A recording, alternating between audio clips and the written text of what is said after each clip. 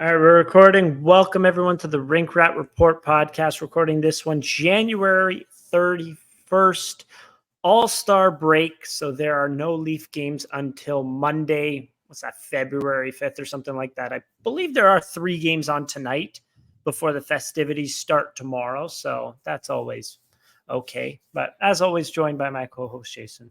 How's it going? Shout out to whoever makes the schedule for the NHL. They should be fired because I understand how the bye weeks work, but I mean, the quality of hockey we've gotten.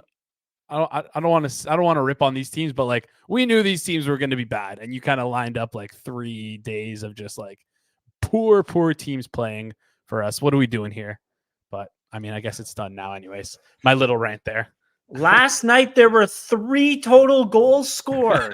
In one of the games, there was 42 total shots. And I'm going to quickly look up what the other one was. Well, the fraudulent Ottawa Senators are winning again. Look at that. One of them was an empty net goal as well. So there was 2 goals scored on goalies. The Kraken Sharks game, there was 54 shots. 22 of them came from the Sharks. And so, yeah, that was a 2-0 game. Both goals scored in the third period, mind you. So that was a piece of shit game. And then they're again, Columbus and St. Louis Blues, third period goal for a 1-0 win. There were less than, 43 plus 54. There was less than 100 total shots taken between 2 games. And those were the only 2 games on this week. And guess what? There's no football this week, you complete morons. And we have why couldn't the All-Star game be after the Super Bowl? Like, what's wrong with that? I don't know. The actual game itself is also competing with the Pro Bowl, which obviously doesn't create Pro like Bowl a large. Sucks. Who cares? I know it sucks, but I'm just saying, like, it's like just. When's the Pro Bowl though? Isn't it Sunday? Is that the exact same? Yeah. Isn't the game on Sunday Saturday. or no? Saturday. All right, never mind. Disregard. Who cares? Anyways, so we only had 1 game since we last spoke. The Winnipeg Jets game, a much better game, I will add. Yes. And if you bet, this is not even part of the ad read, but the Leafs were plus money in that game. And guess what else was plus money? John Tavares scoring a goal finally. Oh my God. That guy was on a cold streak of 10 games? I think I bet in like 4 or 5 of them. So it was plus money. Oh yeah. Woohoo. I'm still down like 4 units from fucking John Tavares going on this cold streak. But anyways, he's going to be due next game. And guess who else is going to be due over 0.5 points is Tyler Bertuzzi. And maybe one of these days the over will hit. And I don't know. Like I'm on such a cold streak right now. That's all right. But as long as you're betting within your means and betting responsibly, it's all good. Yeah, it's not a significant amount of money by any stretch of the imagination. So that's okay. So we're going to get into the Winnipeg Jets game, State of the Union, talk a little bit about what we see. We're going to keep it nice and short because we have Frankie Corrado on the program. He gave a lot of good information in that interview. But before we talk about all of that, roses are red, violets are blue. Trim your balls and your date will thank us too. What's up, fellas? Valentine's Day is knocking and Manscaped is the remedy for what the love doctor ordered. His prescription, the all-new Performance Package 5.0, designed to elevate your grooming game and shine like the heartthrob you are. Join the 10 million men worldwide who trust Manscaped with our exclusive offer. Go to manscaped.com to snag 20% off and free shipping with the code RINKRAT. That is RINKRAT at manscaped.com. If you are using big, clunky cardboard scissors or whatever, manscaped.com, promo code RINKRAT. You disgusting fuck. Look in your underwear. If they are ripped, manscaped.com, promo code RINKRAT. Give your pits a smell my if they smell. Yeah, we're not going to show our underwear. I was going to say I'm wearing Manscaped right now. Yeah, it's like this is serious. Doesn't matter. No, they're honestly so comfortable though. Like I'm being completely honest. Like they actually are very comfortable. Good. Yeah, very, very good. Manscaped.com, promo code RINKRAT. All right, let's get into it. The Jets game, which feels like forever ago because we were in a point where there was Leafs hockey. It seemed like every single day.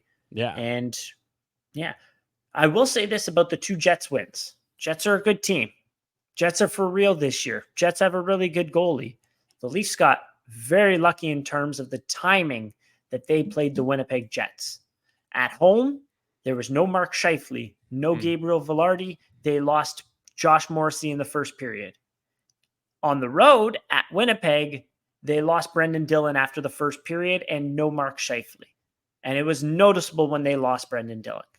He's a pretty solid defender, I will say. But yeah, a 4-2 win after going down 1-0. A very valiant effort from the Toronto Maple Leafs, I will say. What did you see in this one? Love the game. We obviously got the better end of things. I feel like in the Winnipeg game, I feel like I'm just trying to remember the beats and the moments of the game. The Jets had 4 power plays, but the Leafs finally did get a 5-on-3, and the Leafs converted on 2 of the power plays. Yeah, so the special teams was the big kind of determining factor in this one. Yeah, I was going to ask you, what are your thoughts on the Tavares? It's been talked about a bit now, but I just want to hear your thoughts on this entire game made no sense. This entire game was insane. It made no sense. You will never see anything like this ever again. Ryan Reeves, jelly knees coming off of the IR and tipping in a goal and getting like 100% expected goals in this game. They were awesome in this one. That made no sense, number one. Number two, the phantom no goal on Tyler Bertuzzi, his second in his last 2 games. What the hell was that? That was a bad call, but that's neither here nor there. And the big thing about that call and why I think it was bad, because you could say, they missed whatever. The theory behind it sucks. If they called it a goal on the ice, it would have been a goal if they reviewed it. Because they called it no goal, they didn't have sufficient evidence of some sort. Like, what? I don't know. It was dumb. And then they had the Tavares play too. This one, it went for the Leafs, and there were so many people arguing in my comments. Oh, it's this. Guys, I really don't care. Like, it's 3 a.m. Why are you still fighting in the comments? Anyways, that helps us. So neither here nor there. So Dylan Sandberg over the shoulder chops Tavares' stick. John Tavares, a second goes by, and then he looks at the ref, and he goes, what the hell? He flexes his stick and breaks it, and then the hand shoots up. They changed the rules so that it's no longer, stick broke. Okay, now we're calling it.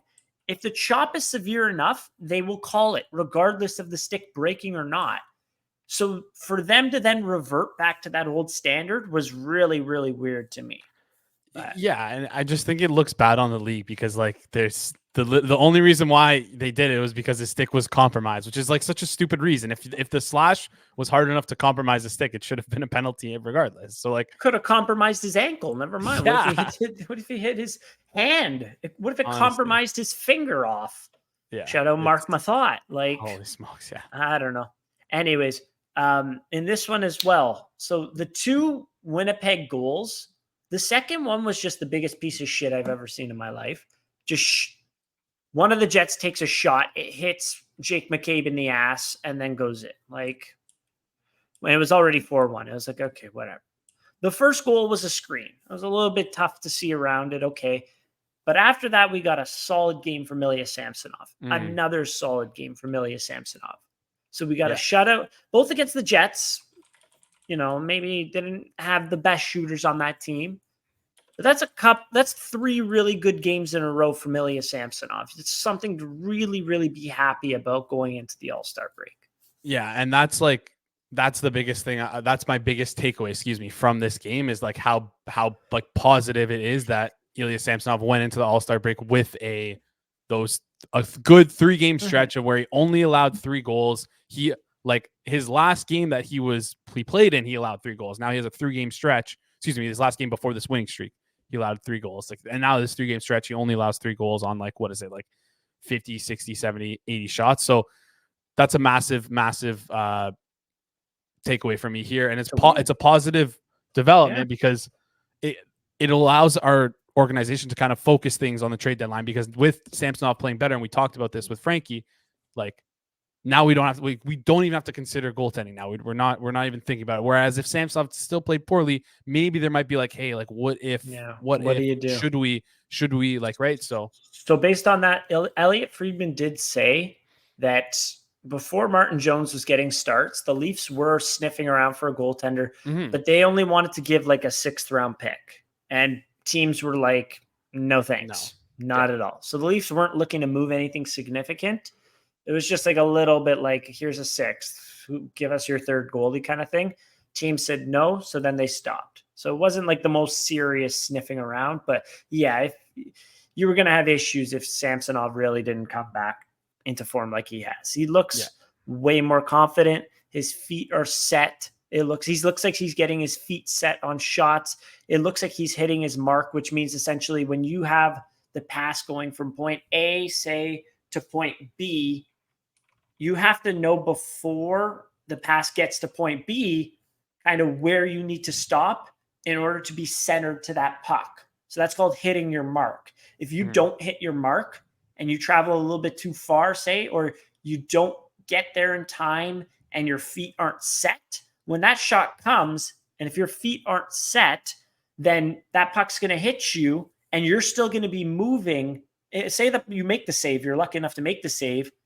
Your momentum's going to be going towards your left. You're going to be sliding out of the net kind of, and you're going to be giving up a very juicy rebound in front. If you want an example of this, his goal against Vancouver scored a goal in Toronto where he kind of missed his marker. He didn't get to his mark quick enough. He made the save. The rebound was there to a wide open net. He's hitting his marks, it looks like. He looks really good. He looks square. He looks confident. It's beautiful to see. So shout out Ilya Samsonov.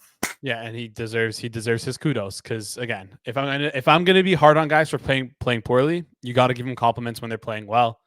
I mean, I know you talked about the first Winnipeg game on the previous show, but I was in that building. I was at that game, and man, it went fucking crazy when he made that 2-0 save. The 2-0, the 4 saves on the 2-0. The building erupted, which is I mean, I feel like the Leafs have the worst home field advantage if crowd noise is a factor. I feel like our crowd noise is terrible, and I actually do not remember the building ever being that loud, except for maybe I was at a Boston Bruins playoff game. I think it was the first one against the Bruins, the first series against the Bruins, and that was like as close to as loud as I think I've ever heard the building since then.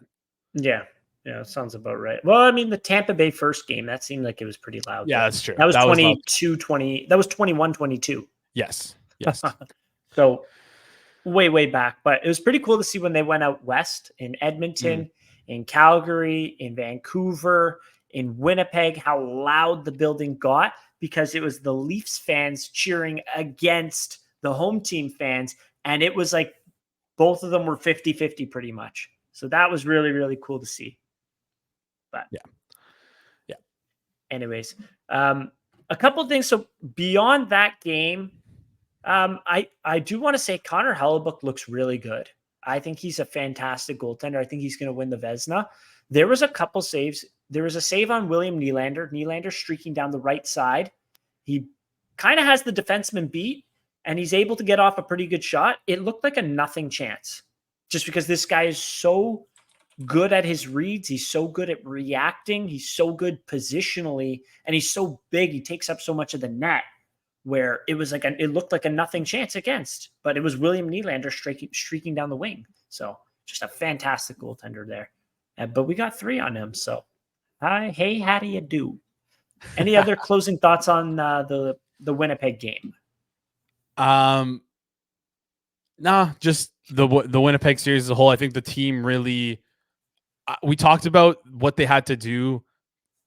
2 weeks ago, they had 5 games left before the All-Star break. I said they got to win 3 of 2 or else this is going to be a disaster going into the All-Star break. They did it. They did it in the last 3 games. They lost 2 of them, then won 3, but they did it. So that's like a positive outlook. And again, it seems like this team gets like, I've kind of been talking about this all year. It's like the signings that Brad Treliving has made has planted seeds throughout. It feels like the organization of how to hopefully shift the culture. Feels like the way that we played Winnipeg was the step in the right direction. I feel like we went into it like a little bit more of a F these guys' attitude. And I think it goes all the way back to those Scheifele comments. So, yeah, I don't know. It was a good character win. It was Scheifele in the dressing room there. He was a baby. He was injured. He couldn't play the Leafs. But yeah, I don't know. I feel like the Jets games are more. There's more animosity when it was Pierre-Luc Dubois because he's such a little rat, and they just loved punching him straight in the face, which was cool to see. Yeah. So there was that. But what was my other point here? Can't remember. Anyways, animosity. Yeah. Animosity. That's what it was. I find that teams can lull the Leafs. It feels like unless there's like a cheap shot against them. You don't really see too much action. It feels like some nights it's not really there. And I'm not saying putting Ryan Reeves in is going to change that. It won't at all, I don't believe. But, kind of, I guess you're kind of, I don't know. Never mind. I'd stretch it. I was going to say your first line is, fighting back a little bit, but they're not. I don't know. They're still they'll grab someone in a scrum. That's about the extent that they'll do. Yeah, and that's a step in the right direction for the team and the organization, I guess. Right? Yeah. I did want to say that was two ums at the same time. It's because we were both trying to segue. You segue first, and I'll get to my question. I do want to say this: moving forward, a couple things to keep an eye on. I don't have any stats with it. I don't have any, I can't remember the times of the game that I saw this, but I've seen this more than a few times. And that's the Leafs on the rim release. If you Twitter search the rim release, Kyle McLean talks about it a little bit, and he has some good clips. And a couple of them came from the Leafs last year. Essentially what it is, when a player has possession in the offensive zone, they're under pressure. This is when you would use it. You're under pressure from the opposition. You throw the puck. You're skating up the wall towards the blue line in the offensive zone. You throw the puck behind you around the wall hard. So then F2 is then there to pick up that puck. And the puck carrier is essentially alleviated of a little bit of pressure. Instead of having to face that double team, you're essentially just sending it to another player to alleviate pressure, elongate the time of possession, and then you're able to get a different look. Maybe another player makes a move off of the puck. Another player off the puck makes a move, is able to get space, and you're able to move that puck from on the wall into the center. So essentially, the rim release is you're rimming it around from we'll say F1 or whatever to F2, and your goal is then from moving it around the wall is to get it into the middle. So you have to go from 1 to 2 to 3 essentially. And the example he gave, one of the examples he gave was Marner's the second goal that the Leafs scored in Game 4 against Florida. Marner got the entry. I believe he rimmed it around. Ryan O'Reilly was able to pick it up along the boards. He got it to Liljegren, and then I think Liljegren to Marner, who was in the middle of the ice then because he made a move off the puck. And they were able to take a shot through traffic, and it went in. Why I bring this up, I don't think the Leafs are doing a very good job of the rim release. They're rimming it, but they're not getting the puck back. Okay. So why is that? I'm finding that it's, winning those small battles and not having the foot speed to win those, to get to the puck first per se, right? And it's sometimes just being not patient enough. So that's one thing to keep an eye on. Is the rim release and how well they do it to be able to elongate possession in the offensive zone. You had a point that you brought up again with Frankie about the breakouts. I mean, I don't think they were great last year, but something to keep an eye on if they somehow improve. Yeah, and if you want to throw to the interview, we can do that. But before we throw to the interview, I want to give you a quick shout out to our sponsors over at DraftKings. If you're looking for a super offer for Super Bowl 58, DraftKings Sportsbooks has you covered. New customers can bet on the big game and turn $5 into $200 instantly in bonus bets. I mean, you can bet on anything you want really for this Super Bowl over on DraftKings. Pretty much anything you can imagine. Like, for example, the coin toss, if it's going to be heads, if it's going to be tails. They're currently offering 0 vig on it. It's plus 100 either side, which is fantastic here. And then they have obviously the Gatorade color, which is a classic Super Bowl prop. Is it going to be purple, yellow, green, orange, blue, red? Anything you want to bet on and that you can imagine that you could bet on, it's probably on DraftKings. So head over to DraftKings, download the DraftKings Sportsbook app now, use code THPM. New customers can bet $5 or get $200 instantly in bonus bets when betting $5 only on DraftKings Sportsbook, an official sports betting partner of the Super Bowl 58 with code THPN. The crown is yours. Gambling problem? Call 1-800-GAMBLER or visit www.1800gambler.net.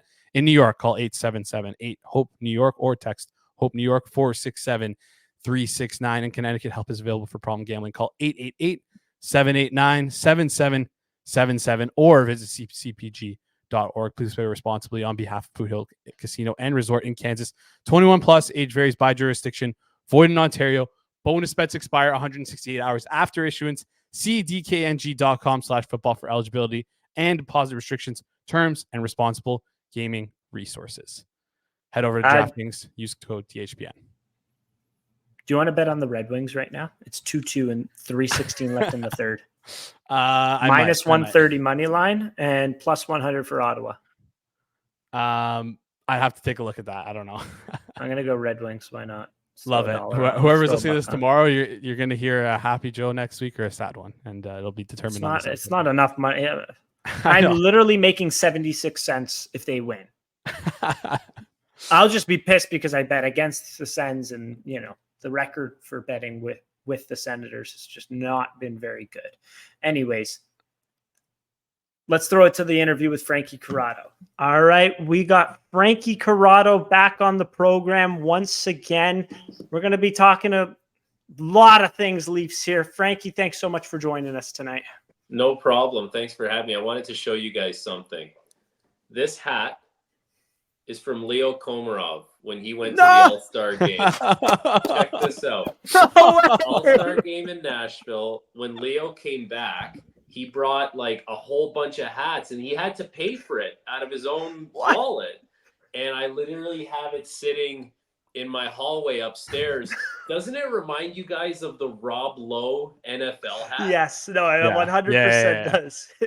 That's amazing. I've never worn it or anything, but like it doesn't even fit. Well, I got to adjust it, but this is my like Rob Lowe Leo Komarov NHL All-Star hat. Oh my God. That's funny amazing that you mentioned Rob Lowe. I was actually about to post the Dean Youngblood shootout move today and be like, why does nobody pull this move anymore? It's pretty freaking nasty.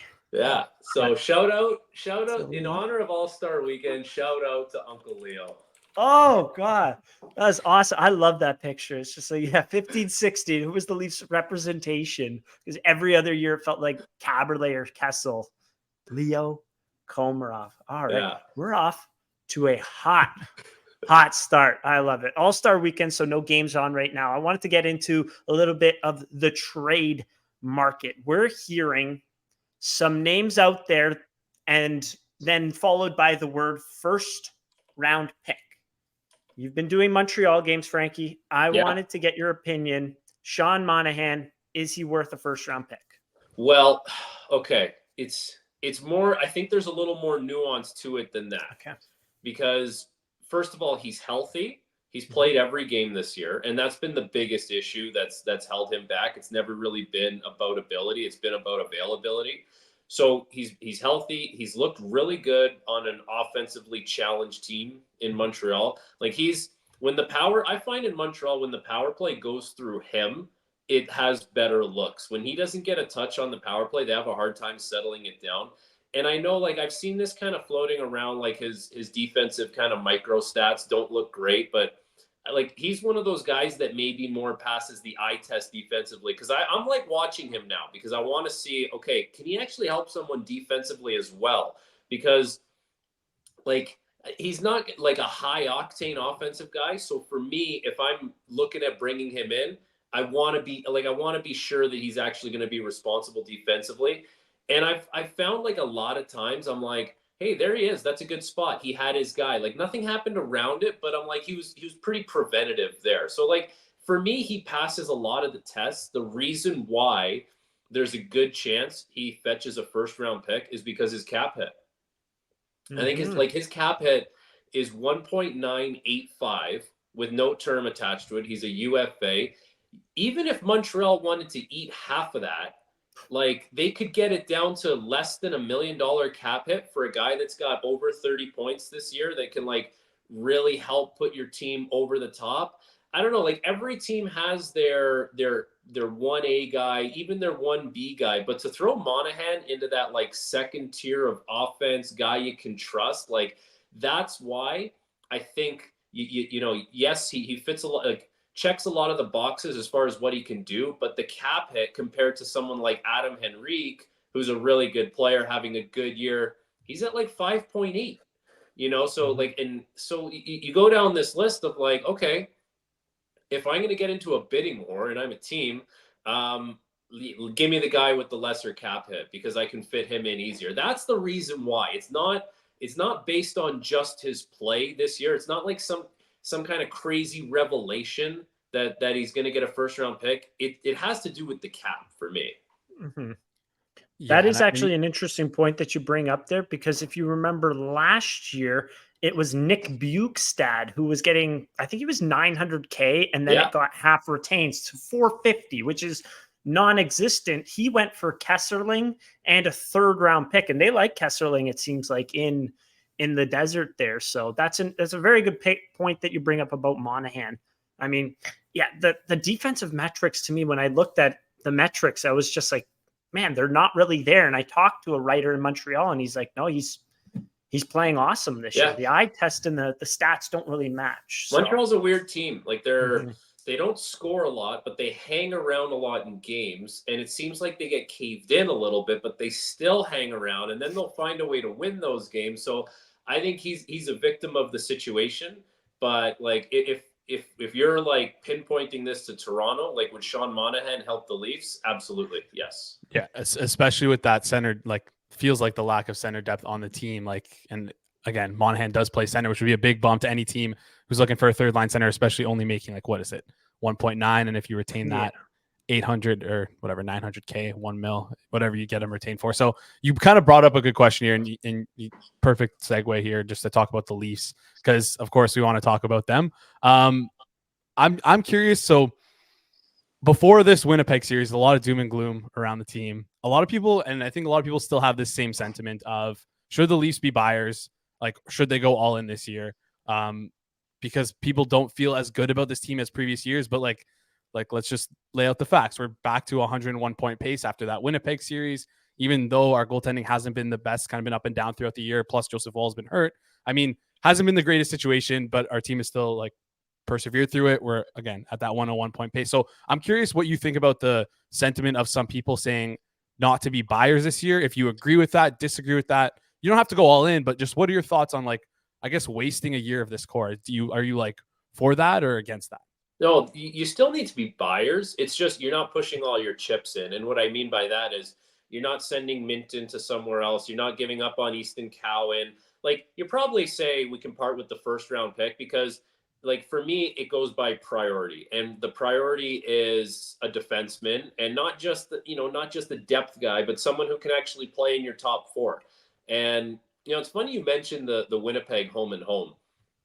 I had this question posed to me by someone coming out of that the 1-0 overtime win in Toronto. And the question was, are you more optimistic about that game or pessimistic about that game? And I literally asked the person, I said, why in the hell would I be pessimistic about that game? They just won like a tight game. Their goalie, who struggled all year, pitched a shutout. And they were like, well, you know, star players got benched on the power play. And I'm like, that's even more reason to be optimistic, because Sheldon Keefe holding his players a little accountable. Like, that builds a little something here. So, you know, about the progression that they've made here, that's part of the reason why you need to add something. You need to buy something. It's a top 4 defenseman if you can find it. Now everyone's going to be looking to do that, right? You don't think Edmonton is trying to make an upgrade on their decor? Like, keep going. Like, Winnipeg wants to make an upgrade. I would imagine, like, there's a lot of teams are going to be vying for a few players that can really help kind of move the needle. But Toronto, because they have the cap space, because the Klingberg money is available to them, they have to be a team that kind of puts their hat in the ring for that. But as you cannot think you're going to be able to address everything with this team this year, because you don't have enough currency in the bank to go through everything and really get people who are going to be game changers or guys that can move the needle. So what I've been saying is, number one priority, address that. You have the money to do it. You have the assets to do it. That should be a done deal. That should be a lock. If you think you can make another kind of thrift store bargain kind of move that can help you, take your pick. It probably doesn't need to be a depth defenseman because you have a lot of those. Is it someone, as a depth forward that can help you? That's probably it, because you're not going to add a goaltender now with Samsonov playing better, Woll coming back, and, you kind of know what you have in Martin Jones. So that's what I'd be looking to do. It's a defenseman who can help move the needle in the top four, and it's like a bargain kind of, bargain shopping as far as who can maybe give you maybe it's a little offensive punch, lower in the lineup. But that's, and Sean Monahan, he doesn't fit that criteria for me, because that's going to cost a first-round pick. You're probably using the first-round pick to bring in the defenseman. So it's not an all-in. Like, this is not the year where you say, similar to last year with Matthew Nyes, like, that was different because Nyes is going to be a really good player. Like, you just didn't want to part with him in the organization. But I'm not mortgaging, Minton, Cowan, et cetera, for this year's group. Yeah, that's fair.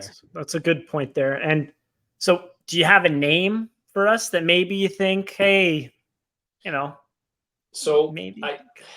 So I've been kind of going back and forth on this. I've been looking at, at the start of the year, I put all the names of UFA players into this little document, and as they keep getting re-signed or traded or whatever, you have to kind of see who fits where. So now it comes down to teams, which team is definitely going to be out of it, and which teams are still on the fence.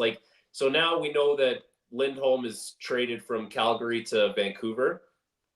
I don't think that means they're going to get rid of everyone. They probably are, but they probably still want to see, what they're going to look like. So Calgary, we kind of see what direction they're going in, but Anaheim for sure. Anaheim's not, so then you take a look at who they have up front. They have Henrique, Silverberg, Sam Carrick. Okay. Sam Carrick, there's a guy who can probably help you, but he's been in Anaheim forever. How are you going to get him out of there? There's Buffalo. Olofsson, Gergensons, Okposo, Tyson Jost. Any of those names excite you? There's going to be Johnson names too. Yeah, there's going to be names like that, guys with low cap hits that, maybe come up and but to say that there's one guy that really stands out above those group, they're all kind of in the same category. They're just guys on low cap hits that it just comes down to, at that point, does the team have a little bit of preference? Maybe one guy plays with a little more speed. Maybe one guy played with, someone on the Leafs at one point, and there's a little maybe chemistry there.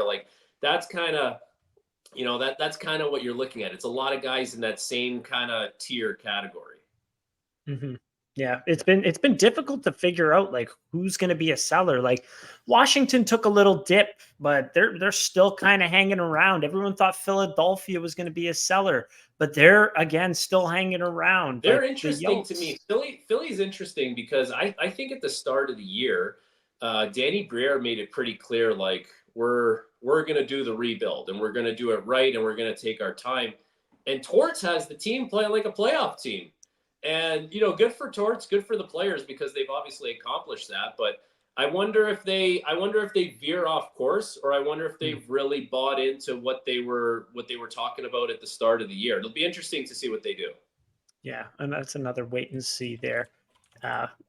Jason, what did you have on your docket there? If you're good with the trade deadline, I'll kind of want to move off and talk a little bit about the defensive zone structure of the Leafs here, because obviously, Frankie's a pro. I guess my last trade, to tie off the trade deadline here, do we see Ottawa sell at all Vlad Tarasenko? Yeah.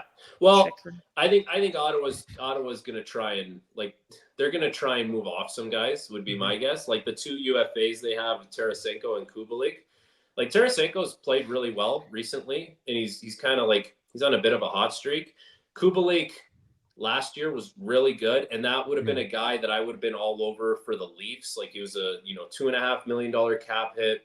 He played a pretty like up and down like up straight line game, and he was hot last year. He had 20 goals or 25 goals, something like that. This year it hasn't worked in Ottawa. Like if they didn't have to play him, I'm sure they wouldn't. But yeah, and then the Chychrun thing is interesting because I saw some Leafs kind of discourse on Chychrun, and someone was tweeting out that really good defensively. He plays the right side, and I didn't tweet anything back, obviously, but I was like, wait, stop right there. He only plays the right side because Ottawa needs him to play the right side. He's not very comfortable there, and if you ask Sens fans, like that hasn't gone great for him or them this year. And he's an offensive defenseman before he's a defensive defenseman. So he's an offensive guy. And so if you bring him in, you have to know what you're getting when you're bringing him in. So you're probably going to get a little offense from the back end, but he might leave a little to be desired defensively. Yeah, who knows? Because that might be the space. Like I doubt the Leafs are trying to move for Chychrun, but that might be the space that Brad Treliving was looking to fill when signing a guy like Klingberg, and obviously that didn't work out for other reasons. But could be an interesting move here. I'm always infatuated with him, and especially back in Arizona. I was about to come on here and rinse the Sens if they did not win that last game. My friend Dave has been, we're so good. Oh no, this team sucks. Cancel my Sportsnet Plus. And then we're back. Okay, place a couple bets on them. Nope, they start losing again. I was about to rinse them, but apparently they're back. So yeah, sorry, Jason. They're probably further away than even they think. So yeah. Fair enough. All right, I have a couple questions here just before you get off. Just curious about the defensive zone structure because recently this year, new head coach, name slipping my mind, forgot to write it down. They implemented a different kind of structure. They play more of a swarm in zone. Can you just tell us a little bit more about the swarm structure? So the swarm is interesting. Basically, like if we just take the puck in the corner as an example, like there's going to be two Leafs players, pick a team that they're playing against. They just played the Jets. So there's going to be two Leafs, two Jets. The whole point of the swarm is to make sure that your third player is in the battle. So you're basically outnumbering them 3-on-2. And essentially what you're doing is just bringing your wingers to the front of the net. So it's like now their responsibility in front of the net. So it's great if you win that battle. If someone pokes a puck loose, and now you can really break down from there because all your kind of chips are in the corner, and you're leaving forwards in front of the net to kind of do a defenseman's job. So there's some pros and cons to the swarm. I always preferred like the layered kind of system, which I think Sheldon Keefe has been doing since he took over, especially post-COVID. And that was the biggest difference that Sheldon had compared to Babs, where Babs was playing essentially 3 1-on-1s low in the zone, and then having the two wingers kind of play halfway between the D, halfway between, the net, just kind of playing in that, hash mark kind of area. Whereas I think Sheldon now wants just different layers of support. So not necessarily having that third player right in like a swarm, but close by. So you're staying by the net a little bit. And if something happens and you see that puck poke free, now you have the green light to kind of get involved. So I remember in Vancouver, Alain Vigneault was doing the swarm, and it was the swarm at training camp. And then when I went back to junior, I came back later in that season for the playoffs, and the swarm wasn't really happening anymore. Like I think they had moved off it as well. It's super, super aggressive, and it can lead to some like bigger chances in front of the net. But Leafs have gotten better defensively this year. Like it was an ugly start defensively for them. And that was one of the things that Sheldon has like made a lot of strides with this team. He really had them buying in. It's funny now that I'm out calling games. I like to kind of go down a morning skate, talk to some guys, and I was talking to a player, and we were just, a guy I know shooting the shit. And I said, okay, like tell me, like what do you guys think when you play Toronto? And like what do you talk about? He said, well, you just have to watch out for the star players. They're just so good. right? Like, and they can do stuff that other guys can't. It's really dangerous. I said, oh, well, how are they defensively? He said the best they ever were defensively was in the Canadian division. He goes, that was the best defensive Toronto team that I've ever played against. He goes, I think since then they've become a little more loose, and especially this year. So take that for what you will. That's a guy who's been playing against them. Yeah. Well, that's always interesting to hear other people's perspective of it. And like, man, that team was so good. That team could have made a run, but that COVID we don't want to go there. It's the PTSD meme. Anyways, yeah. A couple two quick questions here before you head out. Just a question about continuing on with the defensive structure, more looking towards the breakout here. I noticed last year the team had a little bit of struggle promoting the puck on their breakout, going from D to forward, and then that first and second pass here. It feels like, especially in the playoffs and especially against Florida, we struggled against that mightily, and it feels like they kind of cracked the code on us, where they kind of like to seal that wall, the winger off the wall, and kind of force us to go through our centermen, who are like, other than Matthews, are relatively slower than last year. They were relatively slower. So have you noticed that more teams kind of trying to seal off the wall against the Leafs? And do you think that teams have kind of cracked the code on like how the Leafs are planning or trying to break out here? The Leafs, yeah, and this goes back to even when I was in the organization. The Leafs are reluctant to rim pucks and push kind of battles to the neutral zone. There was always this notion, let's go back and hit the centerman. Okay, you can't always do that, but if that's your mentality, then a lot of times you end up breaking out the strong side. So the puck, the side that the puck came in on. And I think that goes to your point, Jason, about like teams really know that about the Leafs now, and they'll make sure that they're sealing the strong side wall, and they're almost kind of daring the Leafs to go out the weak side wall, almost giving them that, but really kind of clogging things up. And, it's like either the pop pass to the middle won't be there, or it's like, a little reverse play, and it's like, bang, that guy's right in your face now. And that's when things kind of get stalled in their own zone. Like, I would love for the Leafs to be a little more willing to not, I don't call it a rim. Like, I had a coach, he said, get this idea of it being a rim out of your head. He goes, if you think about it as a bypass, think about this. You're bypassing the forecheck, and we're just going to push the battle out into the neutral zone. Like, we're doing it with a purpose. We're not just going back like tree stumps, rimming pucks. Like, we're doing it with a purpose. And then the forwards and the centerman, everyone knows you're on the same page. Like, that could help kind of alleviate some of the congestion on the strong side of the ice.